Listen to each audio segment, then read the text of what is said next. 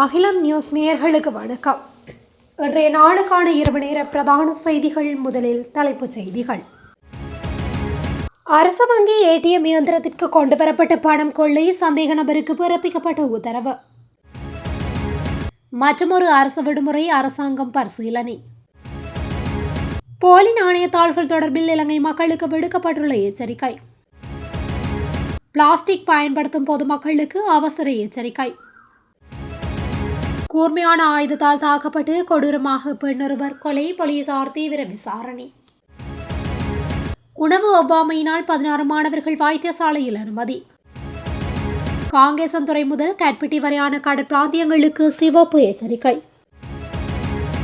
எரிபொருள் விலை 720 ரூபாய், கேள்விக்குள்ளான அரசாங்கத்தின் அறிக்கை. யாழில் காணி விடுவிப்பு கோரி வெடிக்கவுள்ள மாபெரும் போராட்டம், விடுக்கப்பட்டுள்ள அழைப்பு. தொடர்பான விரிவான செய்திகள்.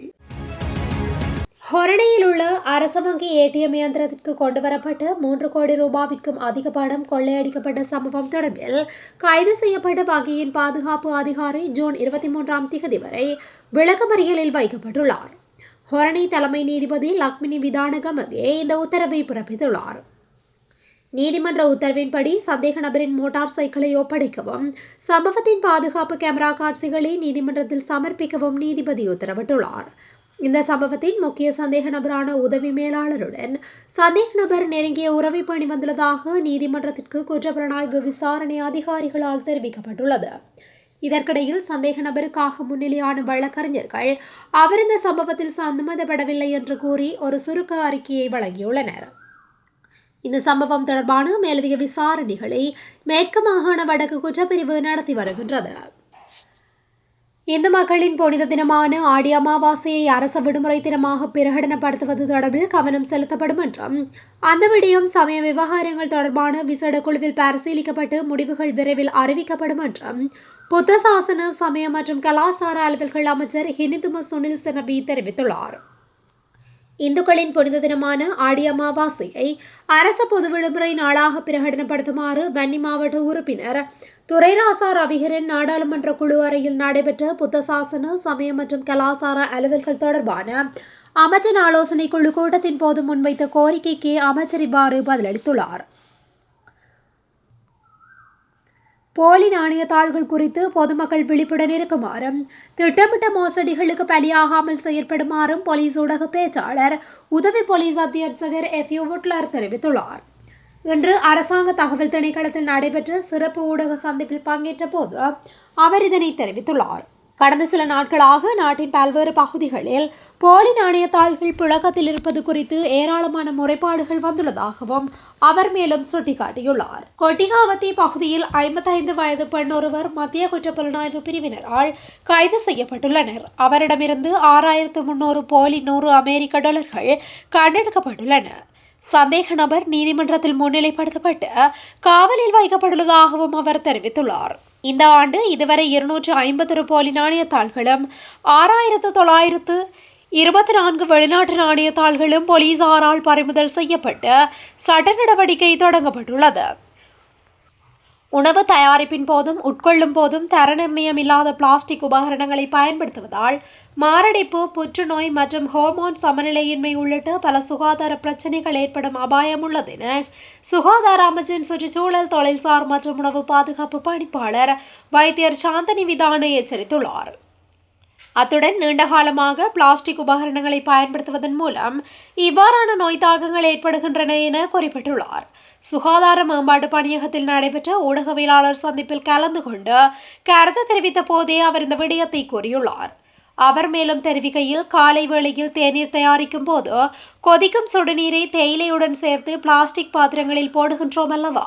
பிளாஸ்டிக் போத்தல்கள், சாப்பாட்டு பட்டிகள் போன்றவற்றில் முறையான தர நிர்ணயம் இருப்பதில்லை. அதேபோல் வெளியில் செல்லும் போது வீட்டிலிருந்து தண்ணீர் போத்தலை கொண்டு செல்லாமல் கடையிலிருந்து தண்ணீர் போத்தல்களை வாங்குகின்றோம். இவை அனைத்திலும் நமக்கு கண்ணுக்கு தெரியாத நுண்துகள்கள் செயல்படுகின்றன. இவற்றைத்தான் நாம் மைக்ரோ பிளாஸ்டிக் என கூறுகின்றோம். அத்துடன் பிபிஏ போன்ற வேறு சில நச்சு ரசாயனங்களும் பிளாஸ்டிக்கில் அடங்கியுள்ளன என்றும் அவர் மேலும் தெரிவித்துள்ளார். ஹம்மாந்தோட்டை பகுதியில் கடையொன்றினை நடத்தி வந்த வயோதிப பெண்ணொருவர் அடையாளம் தெரியாத நபரால் கூர்மையான ஆயுதத்தால் தாக்கப்பட்டு கொடூரமாக கொலை செய்யப்பட்டுள்ளார். ஹம்மாந்தோட்டை பகுதியில் கடையொன்றினை நடத்தி வந்த 72 வயதான 3 பிள்ளைகளின் தாயாரே இவ்வாறு கொலை செய்யப்பட்டுள்ளார். இந்த சம்பவம் இன்று காலை சுமார் 6 மணியளவில் நடந்துள்ளதாக கூறப்படுகின்றது. குறித்த பெண்மணியின் அலறல் சத்தத்தை கேட்டு சம்பவ இடத்திற்கு வந்த அப்பகுதி மக்களும் போலீசாரும் படுகாயமடைந்த அந்த பெண்ணை ஹம்மாந்தோட்டை மருத்துவமனையில் சேர்க்க உடனடியாக நடவடிக்கை எடுத்துள்ளனர். இருப்பினும் மருத்துவமனையில் அனுமதிக்கப்பட்ட பின்பு அவர் உயிரிழந்ததாக போலீசார் தெரிவிக்கின்றனர். இந்த தாக்குதல் நடந்த நேரத்தில் கடைக்கு பின்னால் வாடகைக்கு தங்கியிருந்த ஒரு தனியார் நிறுவன ஊழியர் கடைக்குள் இருந்து வந்த அலறல் சத்தத்தை கேட்டு உள்ளே சென்று பார்த்தபோது கடைக்குள் இருந்து ஒருவர் ஓடிச் செல்வதை அவதானித்ததாக குறிப்பிட்டுள்ளார். சம்பவம் தொடர்பில் ஹம்மாந்தோட்டை துறைமுக போலீஸ் நிலையத்தை சேர்ந்த அதிகாரிகள் குழு ஒன்று ஏற்கனவே விசாரணையை தொடங்கியுள்ளது. கந்தளாயில் உள்ள பிரபல பாடசாலை ஒன்றில் உணவு உட்கொண்ட மாணவிகள் சிலருக்கு ஏற்பட்ட திடீர் உடல்நலக்குறைவு காரணமாக 16 மாணவிகள் அவசரமாக கந்தளாய் பொது மருத்துவமனையில் அனுமதிக்கப்பட்டுள்ளனர். இந்த சம்பவம் இன்று இடம்பெற்றதாக தெரிவிக்கப்பட்டுள்ளது. பாடசாலையில் இன்று காலை வழங்கப்பட்ட காலை உணவின் போது சுமார் 150 மாணவிகளுக்கு அன்னாசி பழம் வழங்கப்பட்டதாக தெரிய வருகின்றது. அதனை உட்கொண்ட பின்பு 16 மாணவிகளில் உடலில் திடீரென ஒரு வகை அரிப்பு மற்றும் ஒவ்வாமை ஏற்பட்டுள்ளது.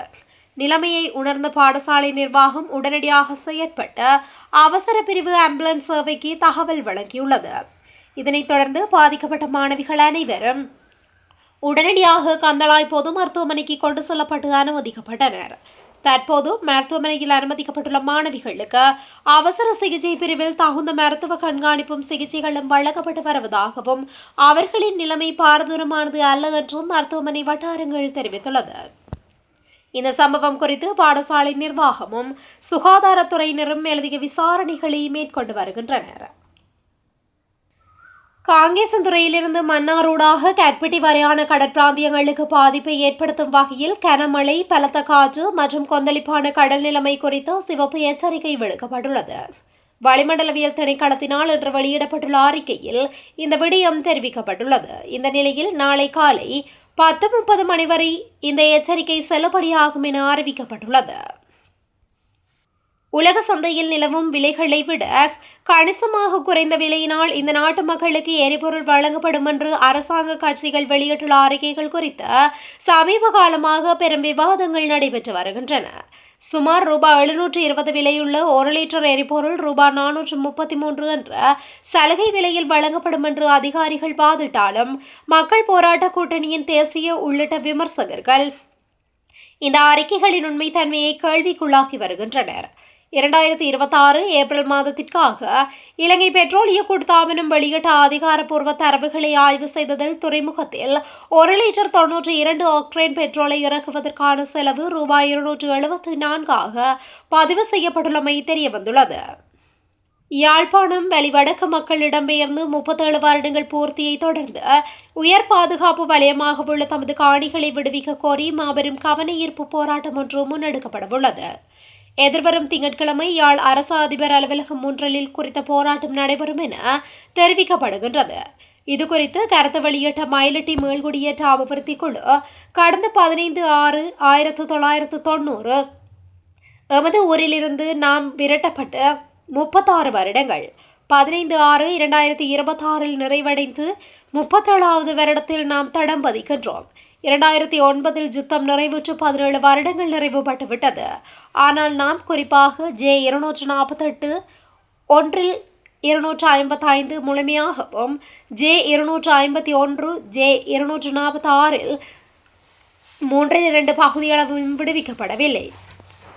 அதனால் பல போராட்டங்கள் சந்திப்புகள் நடாத்தியும் எமக்கு பலன் கிடைக்கவில்லை. தற்போதும் அகதிகளாகவே வாழ்கின்றோம். 24/4/2026 தொடக்கம் ஒவ்வொரு வெள்ளிக்கிழமையும் அறவழியில் தொடர்ந்து போராடி வருகின்றோம். இந்த நிலையில் நாம் எதிர்வரும் 15/6/2026 மாபெரும் அறவழி போராட்டம் ஒன்றை யாழ் அரசு அதிபர் முன்றலில் போராட உத்தேசித்துள்ளோம். உங்களால் முடிந்த உதவியை செய்து இந்த போராட்டத்திற்கு பலம் சேருங்கள் என தெரிவித்துள்ளனர். இத்துடன் இன்றைய நாளுக்கான இரவு நேர பிரதான செய்திகள் நிறைவடைகின்றன. தொடர்ந்தும் இதுபோன்ற செய்திகளை உடனுக்குடன் அறிந்து கொள்ள அகிலம் நியூஸுடன் இணைந்திருங்கள். நன்றி, வணக்கம்.